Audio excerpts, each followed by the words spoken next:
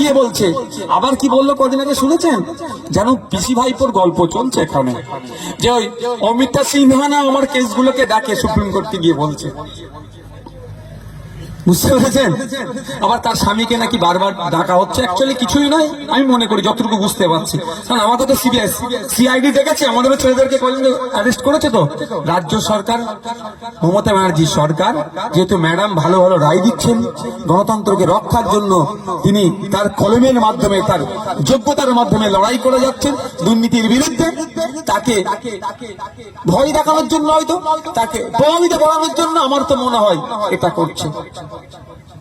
হ্যাঁ, তার স্বামীকে ডিস্টার্ব করছে। তারপর বলবো, আমরা অন্যায়ের বিরুদ্ধে থাকবো, আর কাউকে যদি অন্যায় ভাবে ডিস্টার্ব করে তার পক্ষ নিয়ে আমরা আগামী দিনে প্রয়োজনে আন্দোলনে নামবো। প্রস্তুত আছেন তো নাকি? কেউ মানুষের হকের কথা বলছে, মান্যতা দিচ্ছে, এতদিন চাকরি চুরি হয়েছে, এতদিন লুট করে বাসার সময় বাড়ি বানিয়েছে, যখন প্রশ্ন করছে এই বাড়ি কোথা থেকে আসবে, টাকার উৎস কি, তার স্বামীকে যদি ডিস্টার্ব করা হয়, আমরা কিন্তু তার স্বামীর পক্ষে দাঁড়িয়ে রাজ্য সরকারের ব্যর্থতা অপদক্ষতার বিরুদ্ধে কিন্তু কথা বলবো, আন্দোলনে নামবো। প্রস্তুত আছেন তো নাকি ভাই? কারা প্রস্তুত, হাত তুলুন তো।